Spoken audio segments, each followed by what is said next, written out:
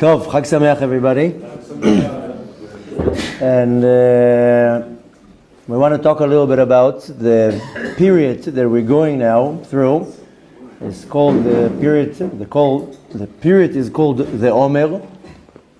And yesterday we started our first count of the Sefirat Haomer. And now for 49 days we're going to be counting every night the day of the Haomer, mentioning what day it is, and then reading in a few more paragraphs, depending on which Siddur you have.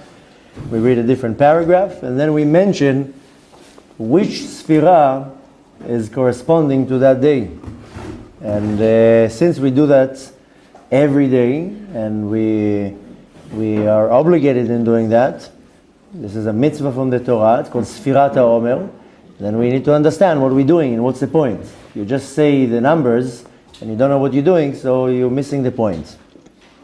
So, first and most important is just the halakha in it. We want to talk a little bit more about the mystical part of it, but the halakha is that you have to count the Haomer the second that you have the opportunity when the stars goes out. Better not to delay it and count at 11 o'clock at night.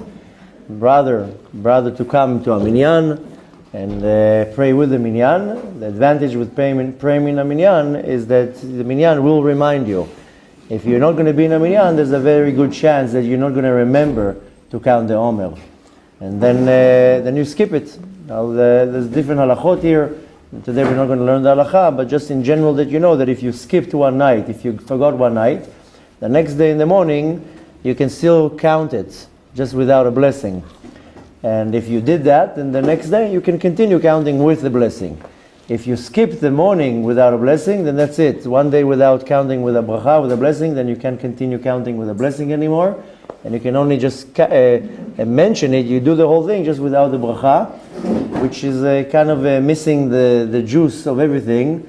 And you should try with all your might to avoid not to miss a day with a bracha, because you're going to be skipping one step. That's what we're going to talk about today. And when you skip one step, then you fall. That's usually what happens. Some people, they're in a rush, they're running up the stairs, and they skip stairs. If you're lucky, you get faster. If not, you skip one stair and you trip and you fall. So, very important to understand the meaning of it and not to skip that. And the best way of doing it is just to come to a minyan. If you're going to miss a minyan, there's a very good chance that you'll pray Arvit at 12 o'clock at night or 11 or not, and then you miss it. And then more than that, you don't remember what day is it. Now it's easy. Yesterday was 1, today is 2. In a few weeks, we'll be 27. Now I'm going to remember if it was yesterday 26, was it 27, 26? So, needless to say, the trick is just to pray in a minyan. The minyan will always remind you. Now, we want to talk a little bit, there's a lot to talk about. We're going to learn Bezrat Hashem in the next couple of weeks a lot about Sefirat Haomer. But just today a little bit, a glimpse of the idea behind and what can be achieved and why do we have to focus on it. So, from Pesach till Shavuot is the period that the nation of Israel left Egypt and walked in the desert towards Mount Sinai. That's the period that it took them. The day before yesterday, the 14th day of Nisan, that they were preparing for El Seder, that's when they were preparing to go out of Egypt. And early in the morning they left. And at the time that we did El Seder, that's the time that 3,400 years ago they left Mitzrayim. Now the whole 7 days that we're celebrating now, Chol HaMoed of Pesach, if you remember, it should be pretty fresh in your mind, because a few weeks ago we were learning all the parashot. So we were learning in the parashot of the Torah, it was born, Vayishlach and Yitro, how they were walking in the desert for 7 days till they reached Pi HaCherut. Pi HaCherut is the end of the corner in the desert where they got stuck. And then they didn't have much options. One side was the ocean, one side was a huge rock, another side was a border, and in the back was the Egyptians. And then, of course, the miracle of the splitting of the sea happened, and they crossed the sea. which that's going to happen this Thursday night. We're celebrating Shvi Shel Pesach. Why are we celebrating that? Because that's the time when they cross the sea. Some communities, they have the custom that in the morning of Shvi Shel Pesach, before the reading of the Torah, they they splash water on the floor, and why? Because that's the time when the sea split. So bring the bathing suits on a Friday morning, and some extra towels. So, but nevertheless, from that point started the period of the journeys in the desert to Mount Sinai, and of course the peak was to receive the Torah on the day of Shavuot. Now, everything that we do in the Torah is not only to commemorate a historical event, is to tap into an energy that repeats itself every year. That's the idea behind most of the holidays and the rituals that we do. That's why the holidays in Hebrew are called Chag, because holiday in Hebrew, if you translate the word holiday, is chofesh. Then I'm not working, I'm going out, whatever it is. But really, Chag is a festival. And Chag comes from the word in Hebrew, lachug. Lachug means to go around in circles. So if you look, for example, and now most of the watches are digital, but the old style watches, they had these hands turning around. How do you call them? The clock hands? Yeah, you have an old one? Old school. So now most people, you ask them what's the hour, they don't go like this, they go like that. So there's barely any watches anymore. But nevertheless, the hands of the clock is called mechogim. Why? Because they go in circles. And they go in circles and they don't stop for 1 second. This is called lachug. Now, if you're looking at a clock, it starts, let's say, at 12 and it goes around, and at some point it goes back to the same point. This is the idea of a chag, of a holiday. That there's a cycle, a yearly cycle. Every day of the year, there's a certain energy in the universe. Not only every day, every hour. Not only every hour, every 3 seconds is a different energy. The Arizal says every 3 seconds, the energy of the world changes. Now we call it energy.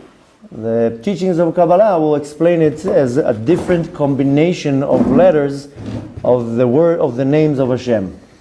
So Hashem is the source of energy, and He's the power of creating, specifically the level that corresponds to the name of Hashem, Yud Kei Vav Kei. This is the power of creating, Havaya. And in the words of Yud Kei Vav Kei, then if you're going to switch around the letters constantly, we'll get different combinations. And every 3 seconds of the day, the energy, the combination, the light that comes from the world above changes. We, of course, don't see it, but also every day. We mentioned that a couple of months ago in one of the Zohar classes when we learned that there are 12 hours during the day and 12 hours during the night. And in the 12 hours during the day is shining through the name of Hashem, Yud Kei Vav Kei, and there are 12 combinations of the letters when you switch the letters around. That's during the day. During the night, it will come from the name of Hashem, Aleph, Dalet, Nun, Yud.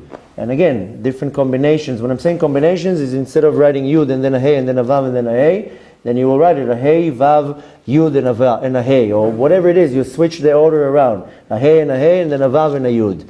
So every order of the letters changes the energy. In our world, the one way to understand it is take, for example, a light and cover now the light with a lampshade. If the lampshade is blue, then the light around the room will be blue. Put a green lampshade, then the light in the room will be green, and so forth. So this is every day. But every day, there's a whole different energy in the world. Completely different. Once a year, it's when Hashem brings down this energy down to the world, and that's on Rosh Hashanah. And the moments before Rosh Hashanah comes, the light disappears from the world, and a new light comes. And we mentioned that many times. That light, when we're talking about the light that's coming from Hashem, is not a light like a light bulb. Light coming from the word in Hebrew, or comes from the action in Hebrew, he'ara, to in light. We explained that many times, no need to repeat it again, that Hashem is, so to say, like a projector, projecting light on something. If you take now a projector and you throw light and it doesn't hit anything, you're not going to see what the projector is showing.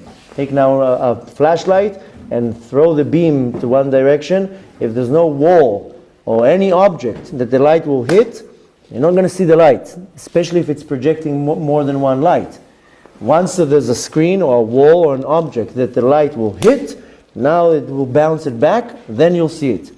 Everything that we see around us is only as a result because it's projecting on something and something is bouncing it back. That's why we see each other. Why do you think we see each other now? Technically, we see it because there's light in the room. But the way it works is that there are beams of light constantly thrown from one side to another, and if there's not going to be something to reflect it, then we're not going to see nothing. The Kadosh Baruch Hu is the projector. He's the one who's mashpia et hashefa. He's giving the energy. But has to be some type of a screen that it will be projected back. And these are the screens that the Kadosh Baruch Hu created at the time of the creation of the world, and the teachings of Kabbalah calls it tzimtzumim, contractions. These are screens. And these screens are what's letting the light project over from it. And that's where we see a creation. In the world of Atzilut, there's no lights, shapes, forms, sizes, there's no nothing. Because there's nothing there for the light to hit, the light is mufshat. Mufshat meaning it's spread everywhere. There's nothing there, no object, physical or spiritual, that the light can reflect back from it, so there's nothing there. Only later on, when came another creation of another world, the world of Bria, that's the first time that there's some type of a spiritual boundary, a gvul, then there started to become creatures and creations there. But before that, there isn't such a thing. Needless to say, when it comes down for the world of Yetzirah comes from the word in Hebrew tzura, shape, and then comes the world of Asiyah, the lowest world, where Hashem created here objects, physical objects, where this light can hit, and then it will bounce back, and then we see things in the shape how we see them. This is the idea of Or. A lot of people, when you tell them Or and Sof, the infinite light, they're imagining this big ball of light, or the sun, or a flashlight. That's not what it means. Rather, the He'ara, to shine. Now, every day, there's a different He'ara in the world. Great Mekubalim, they're able to see that. They're able to see the change, what's going on. And not only that, we know that specifically that during the week, there's a certain type of He'ara, certain type of energy, and on Shabbat, there's a completely different energy. And going again to the example that many Mekubalim, they knew exactly when Shabbat comes because they see the light changes in the universe. Here in Tzfat, you also see that. Go 10 minutes before Shabbat, you'll see the sky, how it looks. You can't really miss it. You see that something in the universe shifting. Being that the fact that every day there's a whole different energy, then when we celebrate certain holidays, yes, on the literal level, is to commemorate something that happened in the past. Like, for example, Pesach. We just celebrated Leil Seder because we left Mitzrayim. But really what we're celebrating is that there are specific days of the year that this He'ara, this godly light, is coming much, much stronger. And usually will come from a much higher place, and depending from where. So we have days like Pesach and Shavuot and Sukkot, and then we have some other holidays like Chanukah and Purim. The reason, again, that we celebrate it physically is because something happened in the past. Mystically and spiritually is because the light that shines that day is a very unique light. And if you know how to align yourself, you will benefit from that light, an energy, a power that should and last for you for the rest of the year. That's what we did just 2 days ago. On Leil Seder, a very special, high, godly light comes from a very high place. This specific light is a glimpse from what's called Ora Ganuz, the hidden light. Specifically, this is called the Ora Yechidah, a light coming from the level of Yechidah. And if I tune myself the right way by cleaning myself spiritually, physically, burning the chametz, etc., following every point in the Agadah, then I will receive this light. What does it mean that I will receive this light? That I will receive the power behind what that light represents. For example, now in Pesach, then the godly light that shines on Pesach is the power of going out of Mitzrayim. It's going out of my boundaries, out of my limitations. And if I receive it the right way, this light will sustain for the rest of the year, that every day, every hour, every minute, I have the ability to fight my Mitzrayim, my limitations. So between the period of Pesach and Shavuot, not only that we're commemorating the fact that they were traveling in the desert, we are tapping into the energy of the world, of the year, that what happens every day from Pesach till Shavuot. We have to understand that this is a period of a journey from Mitzrayim to Har Sinai. Mitzrayim represents the impurity, and Har Sinai represents the purity, the Kedusha, the holiness. That I have to go from one side to another side, specifically 50 days. We count 49 because the 50th day is when you reach to the 50th level. But this is a time of a period. Now, yes, we read in the Torah many different stories, and that actually happened. But in the stories in the Torah, there's hidden a lot of hints. And we know that in the story of the Torah, from Pesach to Shavuot, it's when they went through a lot of changes. Just imagine, from the moment they left Mitzrayim, 7 weeks later, they were standing on Har Sinai seeing God. 49 days before that, they were idol worshippers in Egypt. Same thing in our time. There's a period when we're going through some type of a change. And we have to acclimatize ourselves? Acclimatize ourselves? That's the way you would say? I have to, what? Acclimate myself to the change. I have to go with the change. If not, I don't know if I'm sure you experience something like that, is that let's say you hang out with a certain group of people, and then you go for 2 months somewhere, and when you come back, you didn't grow with the group. The dynamic of the group changed a little bit, and you missed something. You missed what they went through.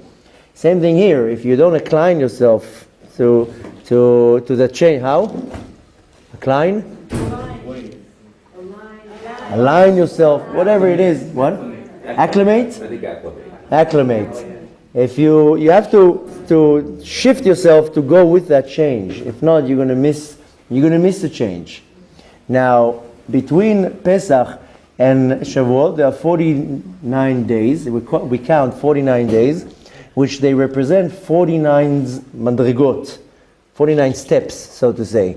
The teachings of Kabbalah calls it 49 gates, specifically. If you see that in most of the books of Kabbalah, mainly by the teachings of the Arizal, it's all gates. There's no chapters. And all the ktavim, the scripts of the Ari they're called sha'arim.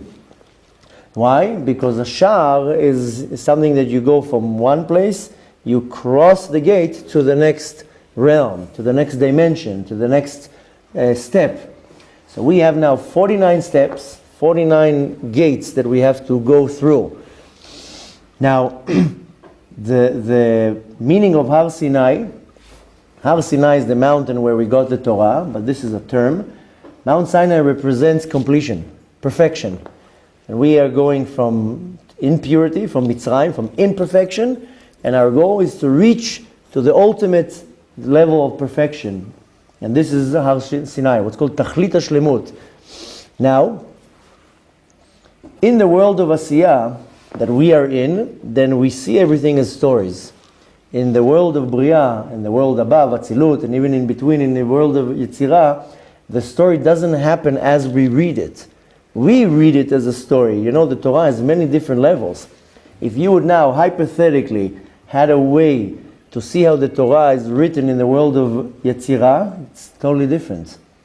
The world, the Torah in our world, the world of Asiyah, is how it comes into stories. But you know, the Torah is way above the worlds. The Torah is way above everything. You think that the Torah in the world of Atzilut is the story that you reread down here? It's a manifestation, one level after level after level. It manifests into a story. I mentioned that a couple times when Moshe Rabbeinu went up to the mountain. There was a big persecution from the angels, and the angels said, how come they're getting the Torah and not us?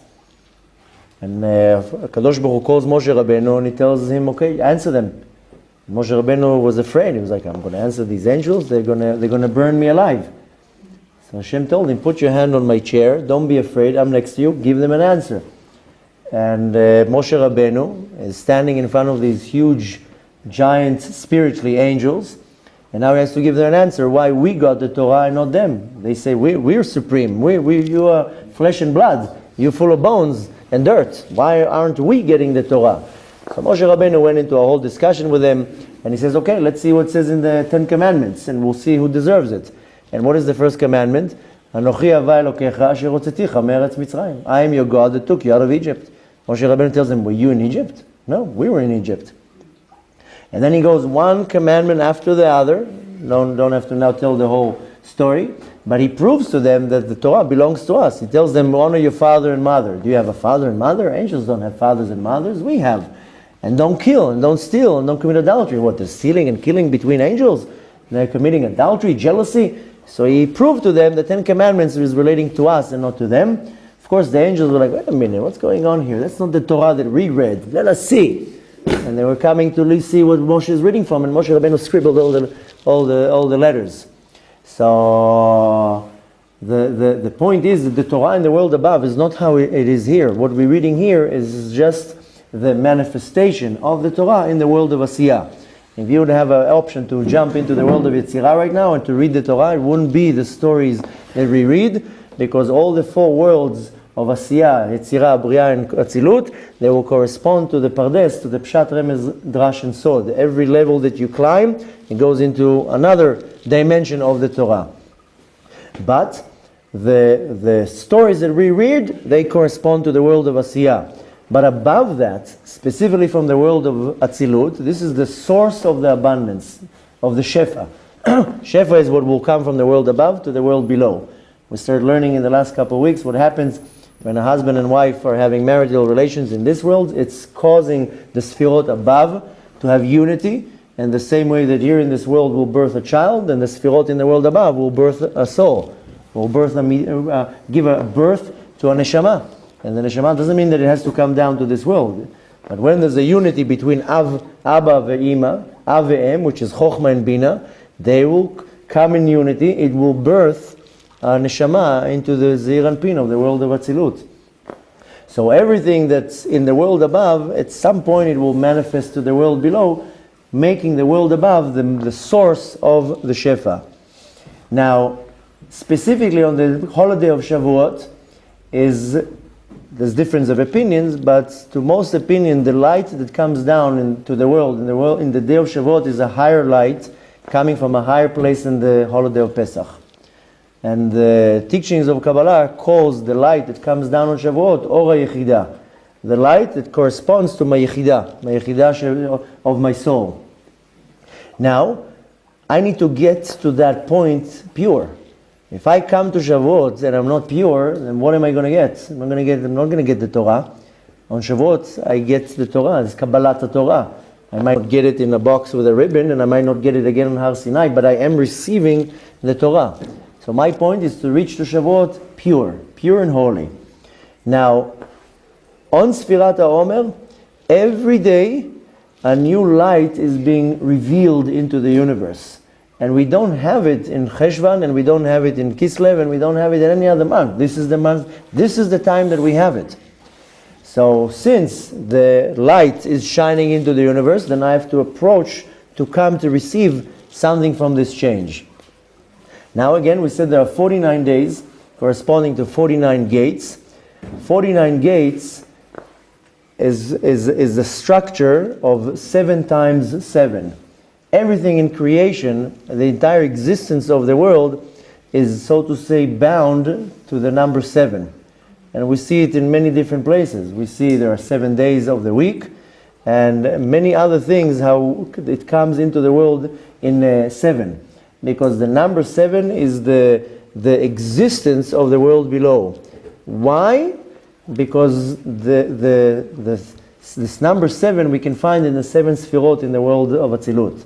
That's why everything in this world that has to do with the existence and the reality of the world will come in numbers of 7. Why? Because it's originated in the 7 Sefirot in the world of Atzilut. That's why. And we'll find everything in this world is 7. Like we just now mentioned, there are 7 Sefirot, 7 days of the week. Even when it comes to little things in this world. For example, if you notice, even there are in the world of music, there's only 7 chords. There's no other chords. Do, re, mi, fa, sol, la, si, do. That's it. You don't have another one. Actually, when they say when Mashiach is going to come, we're going to have another chord to the I don't know if you call it in English a ladder. In Hebrew, you call it the sulam. But nevertheless, 8, for example, is above the nature. 8 is the source of the shefa, of the abundance in this world. That's corresponding to the sphere of Bina. But since the structure of the sphirot in the world above, there are the 3 supreme sphirot, the Shalosh Elionot, Chochma, Bina, and Da'at, or some might count it as Keter, Chochma, Bina, but nevertheless, this is corresponding to the Mochin, and the 7 Midot are what will manifest into this world. That's why we meet in many different places this number 7. People think there's some type of a lucky number. And it's nothing to do with being lucky. It just means that this is the structure of the world below. Now, the source of the abundance of the world below is coming from the 8th level, which is corresponding to the sphere of Bina. Bina is called in the terms of Kabbalah Ima, a mother, because the mother is the one who gives birth, and the mother feeds, and the mother nourishes. Same thing here. The sphere of Bina is the sphira that births the rest of the sphirot. When there's going to be a unity, you have to understand, and when we're talking about sphirot, it's something that's very hard for us to relate with. That's why it's compared to physical things. So just imagine in your mind one of the most desired things in this universe, and the thing that we constantly dream of and think of, and most of our society is based around, is a marriage life. When you're a little kid, you're already thinking of marriage, but not the boys. The girls, I have 3-year-old girls already wearing wedding dresses, and they're planning already their wedding. You know, my daughter Rivka, when she was already 3 years old, she was already walking with a wedding dress and saying, I'm going to have purple flowers, and my wedding is going to look like this and like that. And then she would take the younger brother, put him standing, okay, you are the groom, and then take another brother, okay, you are the guest, and she would already play wedding when she was 3 years old. So girls like that. Men are like me, married. No. I'm gonna first tour around the world, then I'll get married. But nevertheless, we see that our society, a big part of civilization is the fact that we get married. And there's always going to be a period when people are trying to find their other half, and it's a hard period because you can't wait to already be. Needless to know that what headache you're getting into, so better enjoy the times that you are single. Everybody's so uptight. I want to get married, And now I didn't get married when I was so young. And everybody was like, you're not in a rush to get married? I'm like, no. I'm very happy right now being with myself. And when it's time to be married, I'll be married. But nevertheless, the reason why is that is because there is a marriage, so to say, or a union in the world above between the sphirot. And the same way that a husband and wife, they meet, they fall in love, they want to build a home together, and then the next step is marriage, unity, and then they bring kids to the world. This is how civilization works. Why? Because in the world above, that's what it is. The sphirot between Chochma and Bina, Chochma is the father, Bina is the mother, and they're, so to say, searching for each other for the right moment. And when the right moment comes, there's unity. And the same way, like in this world, probably one of the biggest celebrations in our life is our wedding. You know, a bar mitzvah is pretty big, a brit is big, a birthday party is big, but a wedding, that's a once-in-a-lifetime event. For some people, it's like 5 events in their life. But nevertheless, it's a big event. Your wedding is a big part of your life. Why? Because again, it's corresponding from the unity from the world above. And then the peak of the marriage is the fact that there's a union between the father and the mother, and it births kids and brings more joy and so forth. Now take a perfect picture right now. I'm joking now with all the just to make it a little bit lighter here. But when marriage is perfect and everything is good, this is the best thing one can experience. A good relationship with his wife, a good unity, and then coming kids and so forth. Same thing is in the world above. When there's unity between Chochma and Bina, there's Simcha, there's Ta'anug, there's some type of joy and pleasure in the world above, and it will birth Midot, and it will birth souls. So that's where it comes from, as this idea of the unity. So Bina is the mother, and she's the source of the Shefa. That's one of the many reasons why we go to a mikveh. Because Bina, when a person goes into the mikveh, is renewing the koach of the Bina. Because when I damage certain things, if I sin right now, then the power that I got from the Sefirat of Bina, the power of development, I damaged it. And the mikveh has the way to rectify that, especially with women. With women is much more important because a woman, the root of the woman's soul is from Bina. So specifically for a woman is much more important. It's actually a chiyuv to go to a mikveh. Man is just an extra, but if a person would know really what a mikveh does, then he would sleep in the mikveh. But the reality is that the mikveh has the power of rejuvenating the power of Bina that got damaged. That's why we go every day to the mikveh. Mikveh corresponds to above nature. Nature is boxed, so to say, or defined in the structure of 7, Chesed, Gvura, Tiferet, Netzach, Hod, Yesod, and Malchut. But Bina is above the structure of the nature, the power of nourishment. That's why it says that when Mashiach is going to come, the light from the 8th level will be revealed. You know, David HaMelech in his violin, he had 7 strings. That's how you call it? Strings? Chords? No, strings. What? Strings. Mashiach, the kinor, not the harp. Harp is Neville. David HaMelech also had a kinor. But when Mashiach is going to come, he's going to have 8 strings. I told you, there's going to be one more chord added. Mashiach is a revelation that is above nature. Now, the number 7 is representing what we call, in the terms of Kabbalah, gvul, betoch gvul, in something that is limited, in a limitation. And like I said, so many things that we see in this world that are with 7. When a boy is born, you count 7 days, then you do the brit. When a person dies, then you sit Shiva. There's reasons for that. Nothing was invented here because somebody was bored 2,000 years ago and tried to say, okay, let's see how we're going to annoy these guys right now. Let's come up with some annoying rules. That's not what happened. Something mystically happens and it manifests into the physical world. So we see again, when a child comes into the world, 7 days, you count 7 days, then the Brit Milah. Brit Milah is above the nature. The person dies, you sit Shiva. 7 days you sit. Then the Neshama can be released from this world. So anything that has to do with the number 7 is what's called betoch gvul, something that is in a barrier, in a gvul, in a limitation. Excuse me? Boundary. A boundary. But 8 is above the boundary. This is already bli gvul. This is something that is infinite and borderless. Now, we know that the energy that is in the material, everything in this world has material. I don't know if to call it a material or substance, but here this is wood, and this is plastic, and this is a rock. There's a certain energy in it, and the energy is built from a structure also of 7, the number of 7. This is called the energia shebetoch Haomer. Now, the source of all that is coming from the Sefirat of Bina. And like I told you, the Bina is called Ima. Bina is the power of rejuvenation, of bringing new birth.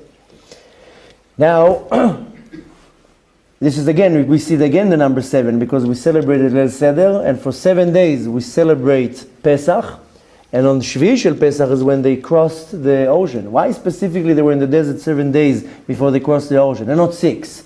Again, we're reading the story, we're thinking that it's a historical event.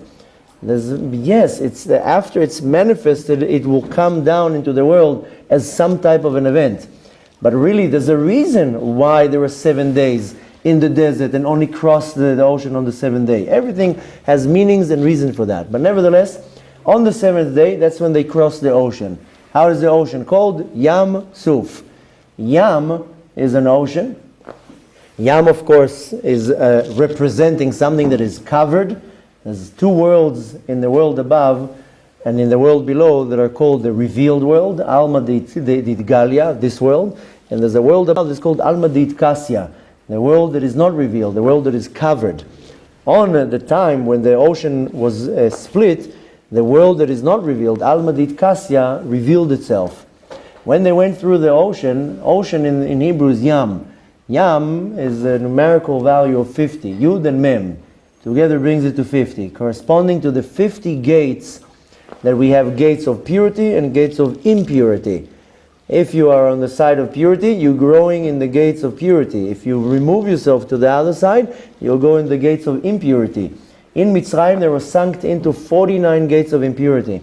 One more level, and even Hashem would not be able to take them out of there.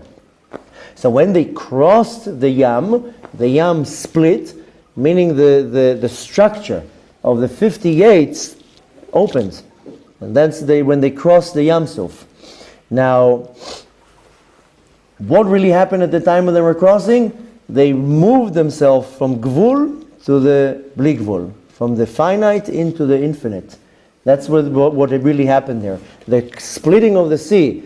And again, going to the same idea, when we're reading the story again, the story originated in the world above.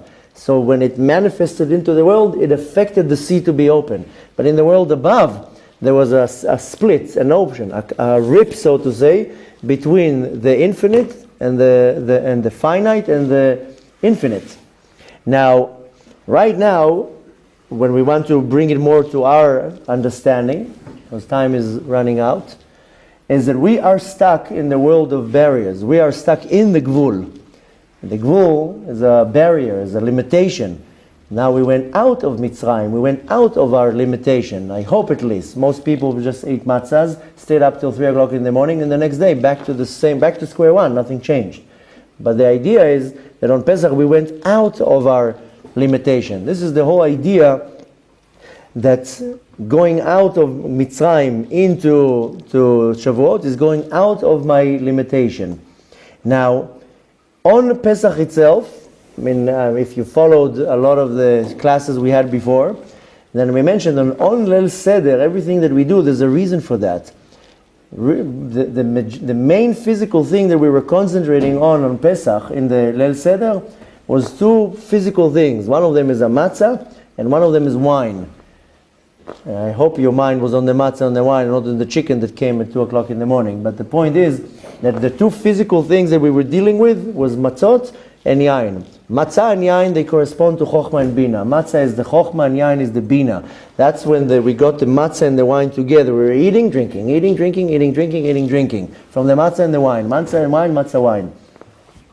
Why? Because matzah corresponds to chokhmah, to the Abba, and yain corresponds to bina. That's when we were receiving the light. If you did what you're supposed to do on Pesach, you received a very, very high level light in the time of the Leil Seder. Pesach is the time when we're receiving the light. Now we have to keep this light, of course, and on Shavuot we're receiving even a greater light. That's why on Shavuot was the giving of the Torah, the Matan Torah. So now what I have to do, I have now 49 days that I have to climb from one level to another level to another level and another level. And there are two options in this journey. One side is holiness, what's called Kedusha, and the other side is unholiness, it's called Tum'ah. Both of them, the root comes from the same place. Tachah we're going to explain the difference. But the root of purity and impurity are coming from the same place. And this comes from Ratzon HaElyon, from Sefirat HaKeter. This is called a Ratzon Lekabel. In the Sefirah that is called Keter, the Ari and the Ramak, they kind of argue in regards to the hierarchy. The Ramak says the Keter is not even a Sefirah. The Ari says it is. But the Ramak says, no, the Keter is a crown, is above the Sefirot. But nevertheless, the source of purity and impurity comes from Sefirat HaKeter, from the Ratzon HaElyon. What's the difference between Kedusha and Tum'ah? Kedusha, the simple explanation. The translation is holiness.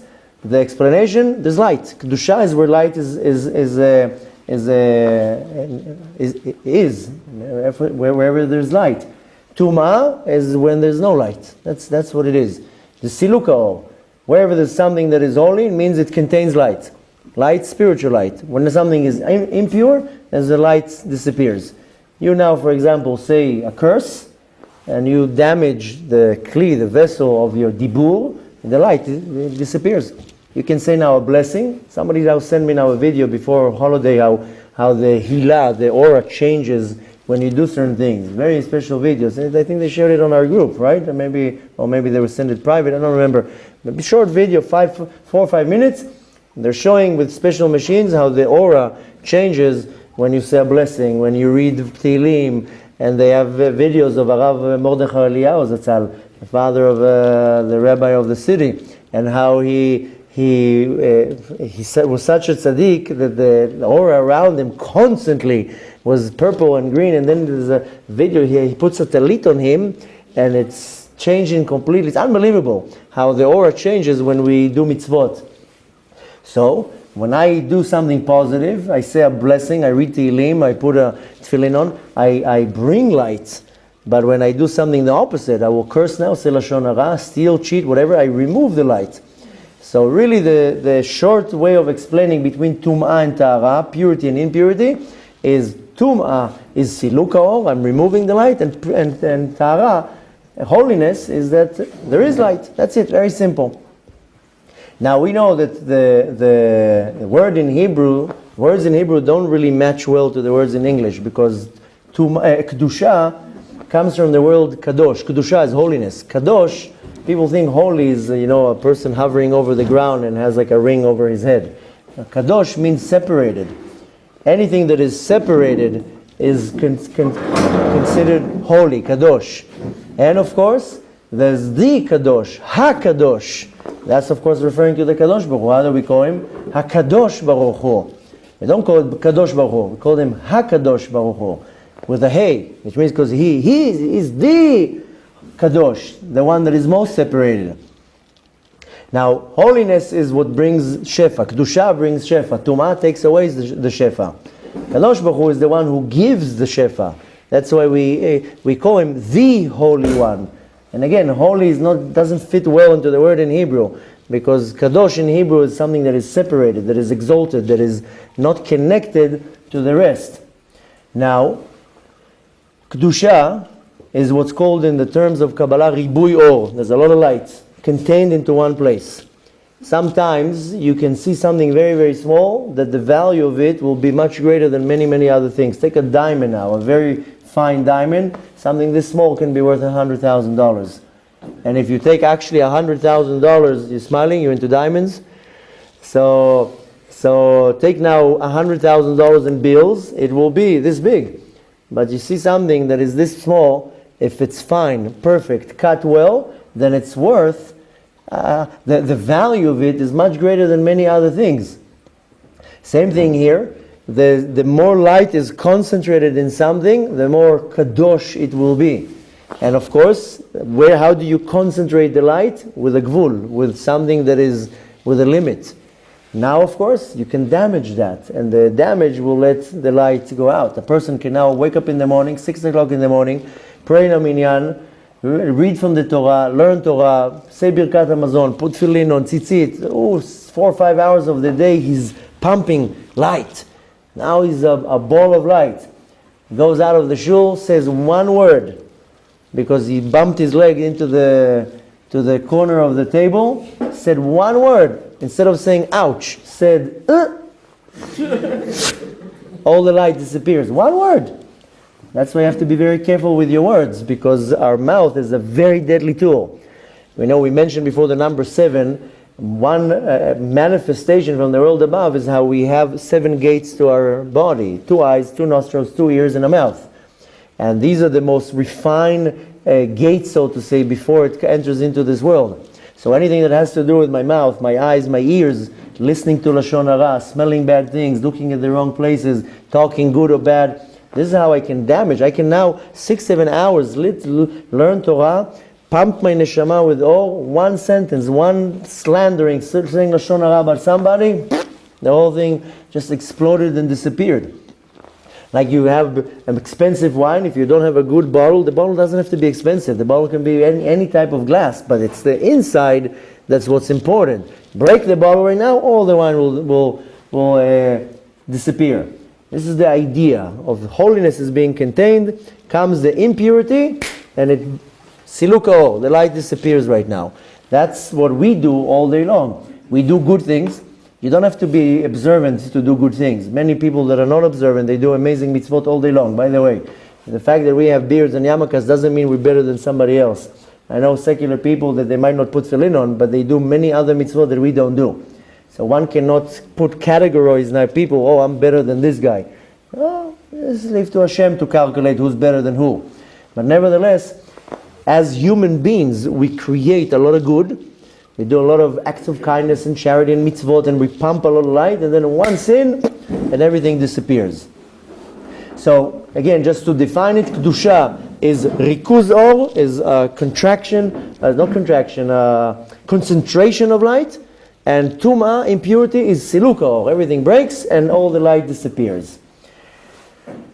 And this is not only, by the way, I just give example with saying a wrong word and you will break, so to say, the barrier and all the light disappears. This can be also with my emotions. You can be jealous. You can hate somebody. The higher the levush is, the more refined the levush is, the more damage it does. You can sit now in your car and drive. I'm just saying a car. You can be in bed, you can be in traffic, you can be on a bus, whatever it is. The reason why I'm saying that is because that's when your mind starts working. Now you're listening to me. I hope at least. When you're talking to somebody, your mind is busy on the conversation, but when you with yourself, there's a conversation in your mind.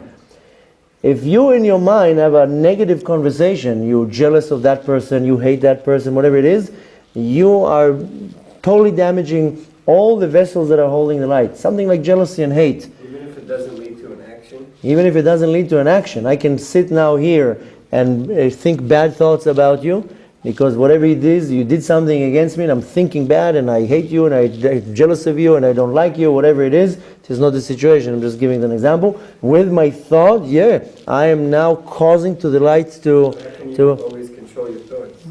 First of all, I didn't say it's so easy, but that's one thing that you want to get to. It's not only, it's much easier to control your mouth, it's much easier to control your actions when it comes to your thoughts. That's why the ways that one wants to start learning. I mean, when you come to learn Torah, it's not only to learn halachot, is to know even how to control your thoughts, how to control your words, you control your actions. Your thoughts can be very, very damaging. But nevertheless, this is not now the time to explain with the thoughts. Rather, I'm just saying that even a bad thought will cause the light to disappear. Now, to kind of summarize that, just because we can have to continue tomorrow, we can learn much more.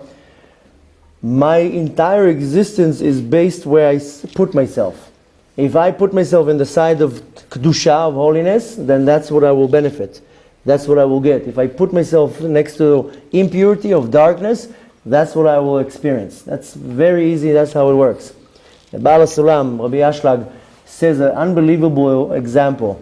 You can stand next to a candle for 20 years. You're next to the light. 1 second, you remove yourself from the candle, you're in darkness. 20 years, I was in the light. 20 years! 1 second, I removed myself from the light, I'm in the darkness. The light didn't change. The light didn't remove. It's me. I'm the one who's removing myself or putting myself close to the light. I'm the one who is responsible if I'm in Tumah or in Tahara, in Kedusha. Now, going back to Sefirat Haomer, I'm now between two periods, between Pesach, between one receiving of the light, to Shavuot, another level of receiving of the light. I now have to incline myself, to grow from this level to this level. If I will not grow, when it comes Shavuot, I will not receive this light. And again, the light, now we give the short explanation of Tumah and purity and impurity. If my life is evolving in Kedusha, I am holding this light. What would be the result when I'm holding holy light, so to say? That I'm happy, that I'm healthy, I'm content, I'm in a good mood, and so forth. What happens if I'm affected by the impurity? Then I'm sad, and I'm lonely, and I'm depressed, and angry, and all these emotions that I'm going through. If you think that you're happy or sad because of your bank account, this has nothing to do with your bank account. If your bank account has a lot of money or less money, that's what's not going to cause you the real happiness. You can have a completely empty bank account and be the most happiest person in the world, and you can have millions of dollars in your bank account and be the most depressed, unhappy, miserable person in the world. It has nothing to do with anything in this world. We attribute my emotions to what's going on in the world. Right now, somebody annoyed me in the morning, so I'm upset. No, you're not upset because that person annoyed you. You're upset because something's wrong inside. That happens to be the person that in nature just touched a nerve, so it brings this sadness or the anger out. But you're angry to start with, because if you weren't angry to start with, that comment will not get you angry. Very simple. Can't blame that person that he got me angry. No, you were angry to start with. He just touched a nerve and your anger came out, but the anger was already inside. So don't blame anybody else for making you angry. And then same thing with hate, jealousy, whatever it is. Unfortunately, we don't have much time to really go into every little example, but I'm just now throwing the idea. So in the next couple days, in the next week, we can learn more thoroughly what really happens on the days of Sefirat Haomer. The idea here behind here is that I received on Pesach a very high godly light. Now I have to contain it. I have to contain it and I have to grow with it till I reach to Shavuot, till I receive the ultimate light coming with the Torah. This is Matan Torah, when I'm receiving the Torah.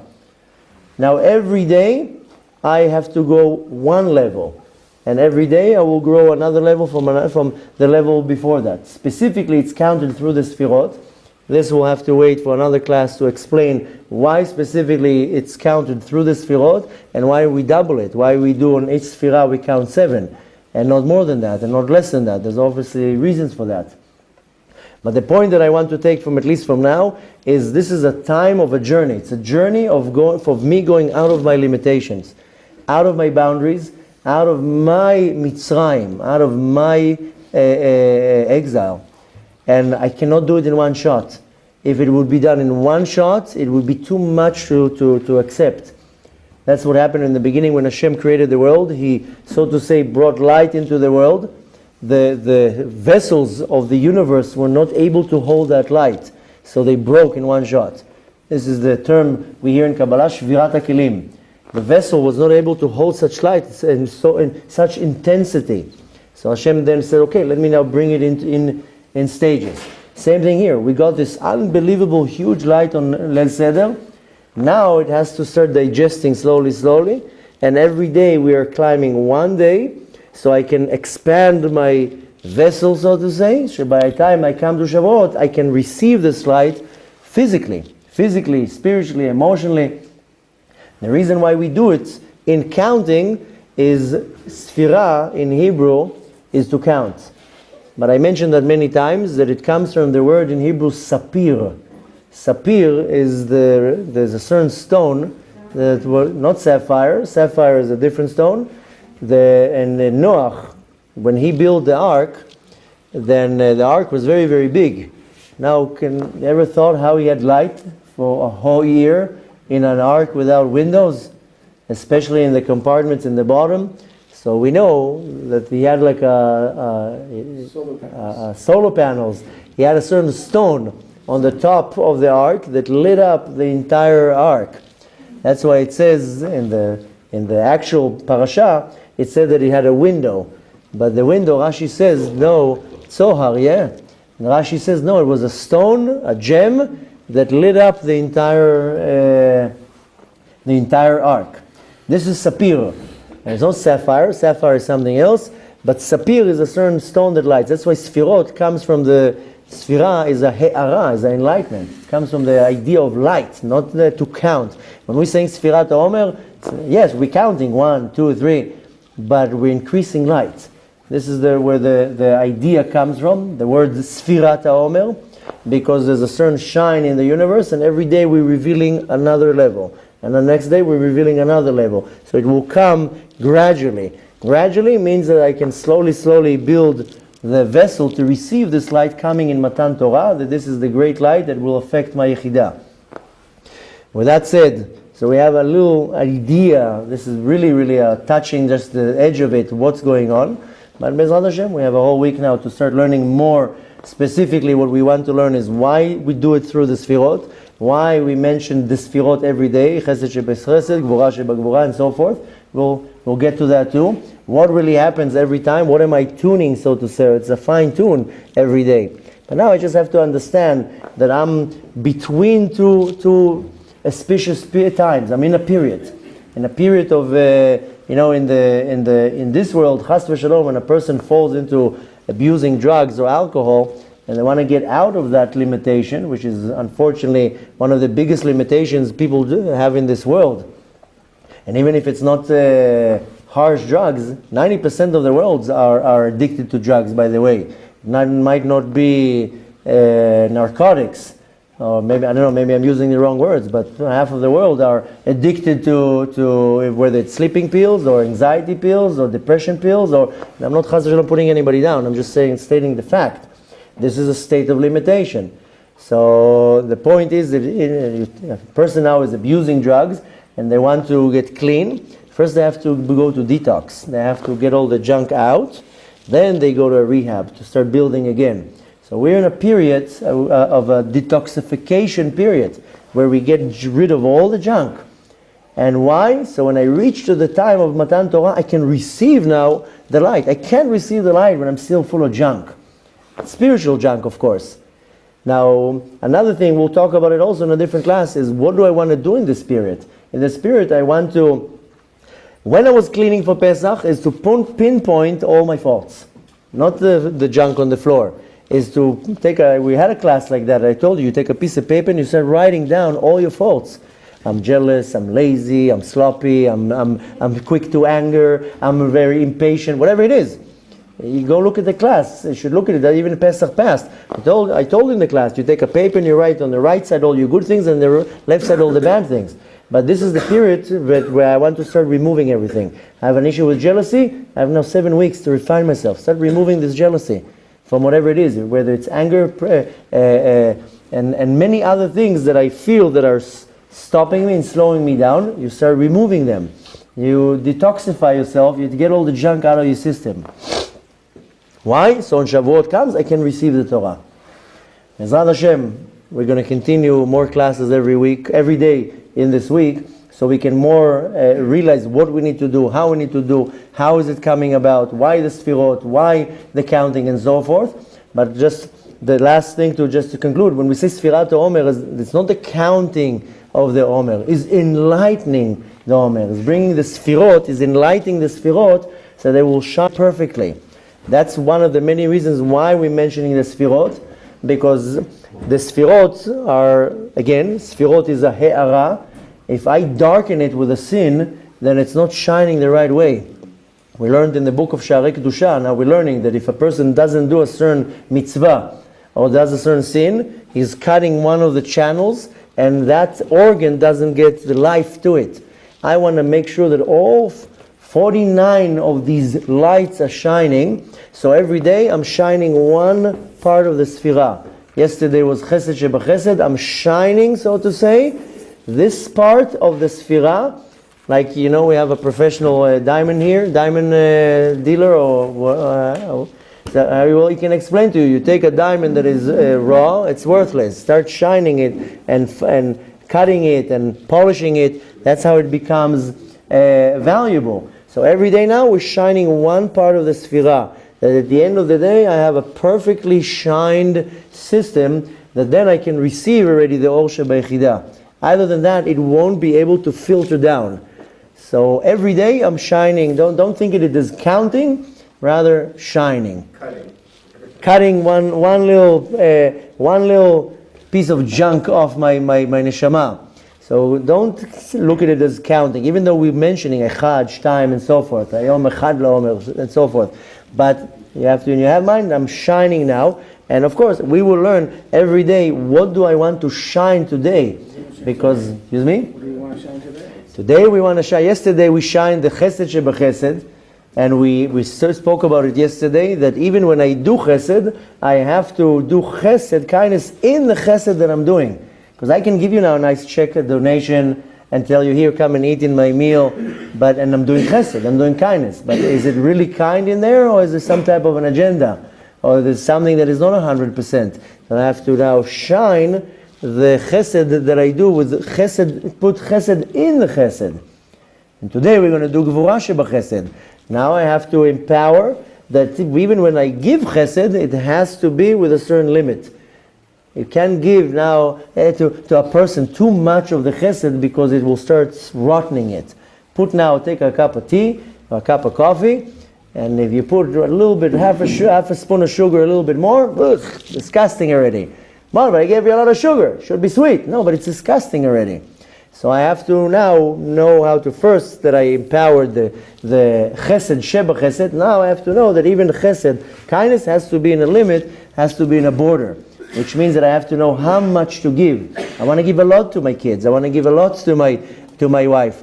I want to give a lot to my students. I have a class. I want to give a lot. But if the student is not ready to receive what I have to give, a bad teacher just throws all the information at you. But a good teacher will say, no, you're not going to handle what I have to say right now. I'll give you just a little bit today. Come tomorrow, I'll give you another class. And tomorrow I'll give you another class. So this is where I'm shining the way how the chesed will start, so to say, manifesting into this world. Even if too much chesed came to the world will be destroyed. Water corresponds to chesed. When it raining, this is called chasadim. But look at comes a mabul, a flood, it will destroy everything. So even if too much chesed would come into the world, it will come as a destruction. So we have to know that, I want to bring chesed into the world, but it has to come in the right way and in the right quantities that it's not going to destroy. Yes, people, I don't have to say doctors or nutritionists, say you have to drink 2 liters of water a day. Yeah, but you have to drink a cup every half an hour, not 2 liters in one shot. To do 2 liters in one shot, you'll flood your stomach. It's just going to do more damage.